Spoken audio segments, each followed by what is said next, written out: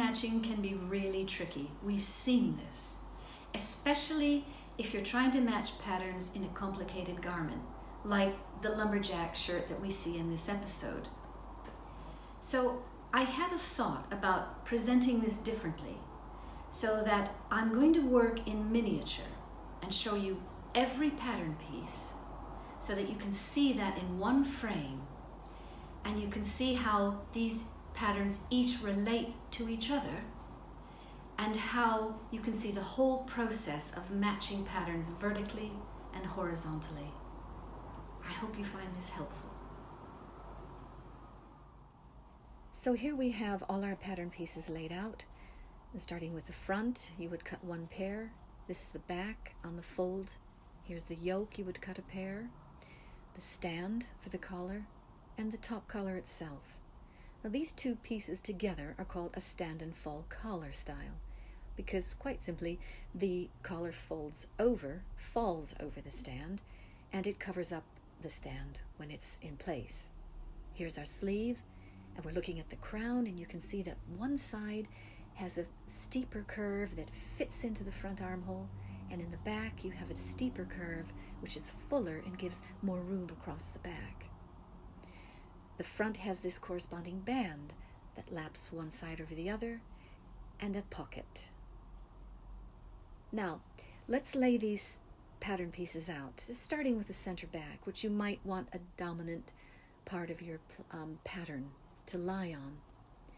And that dominant pattern, or line or color, would then correspond again with the center back of your yoke, and moving up the shirt, the collar, and the stand.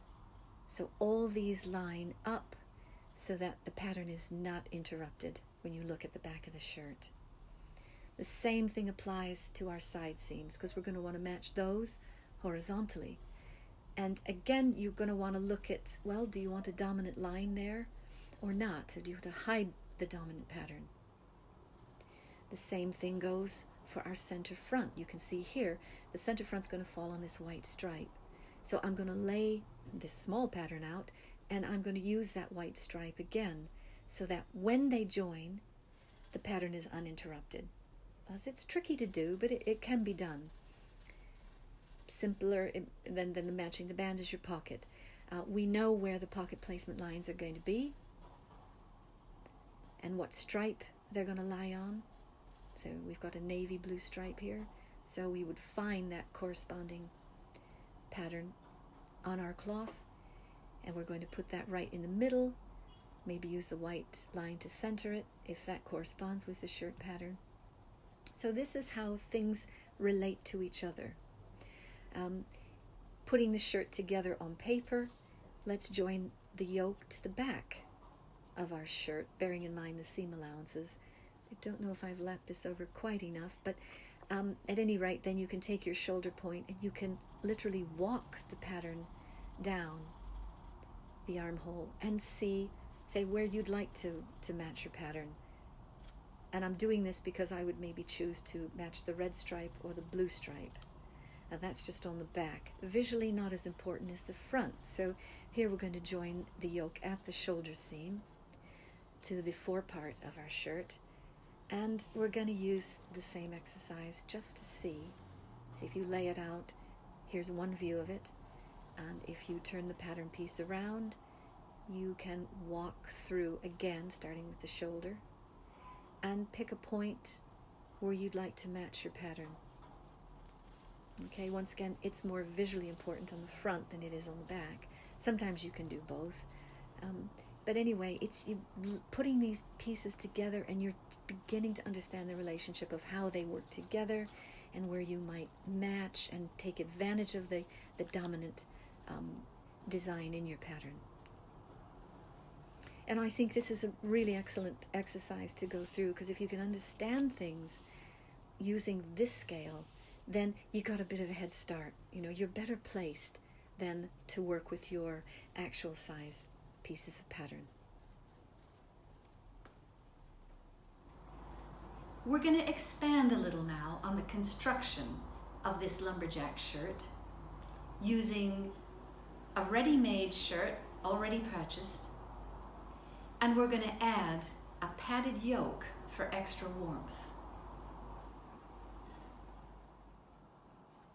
Now we're going to take a closer look at the yoke and the relationship here in close-up to our stand and fall collar.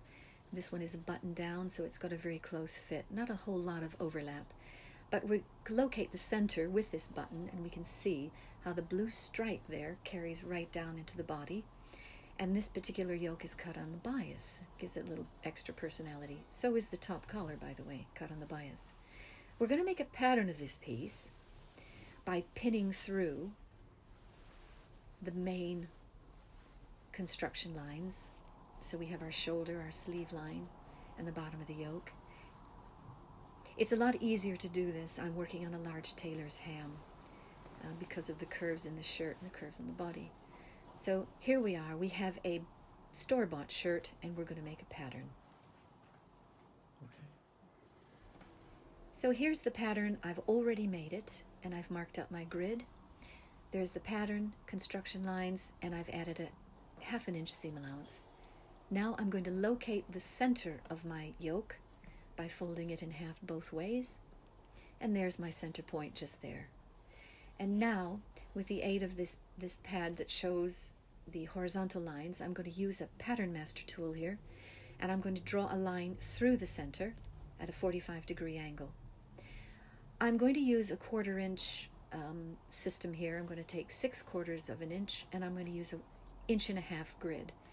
And I'm going to set this up going both ways, left to right, and then again setting up the right angles so that my whole grid is complete. Now you can choose any number of paddings to go in as an interlining. This one here is a heavier domette. It's very soft, it's very pliable. Another option would be to use some quilt batting, which has a little bit different body to it. And what we're going to do then is sandwich this interlining, the batting, the warm bit, in between our quilting grid and the lining. So we're going to be sewing on the machine through these grid lines, and then the decorative stitch is going to show up on our lining. And I just so happen to have one completed here. So you can see I've chosen to use a thicker domette. I've got a navy lining, and I'm using a red decorative stitch. That's going to merge in well with the design of the shirt. And now all that remains to do is to cut this out, and then we'll have a warmer addition to the shirt. Now this is important. I mean, the yoke has just the 2 layers, and where you really want your warmth, trust me, is at the back of the neck. Now, I'm from Michigan, and we had some brutal winters in the Great Lakes region of the Midwest, and you could go and you could buy these garments that were partially or completely quilted, and it really does make every bit of difference. You just need that extra layer for warmth, and I loved them so much on the cold days. I used to steal my brother's shirts and cuddle up in them, and it just works a treat. So there we are. We're all ready now. Now this, if you're making a shirt from new, this would be the underside of your yoke. If you're adding a yoke padded to a shirt you've bought, then all you have to do now is turn in the seam allowances, and we'll work out a way to fell it onto the inside of the yoke. So before you press everything into place, we'll just try it out. And once again, use a rolled up towel or use a large tailor's ham so that you can test your pattern before you sew it in. And you can see and you can feel it as you're working that this is going to make a nice warm addition to your shirt, either new or one you already own. So earlier in this series, we've already talked about pattern matching, but I hope you found this refined method more helpful for you. And I hope you like the added bonus of the padded yoke for your next trip to the North Pole.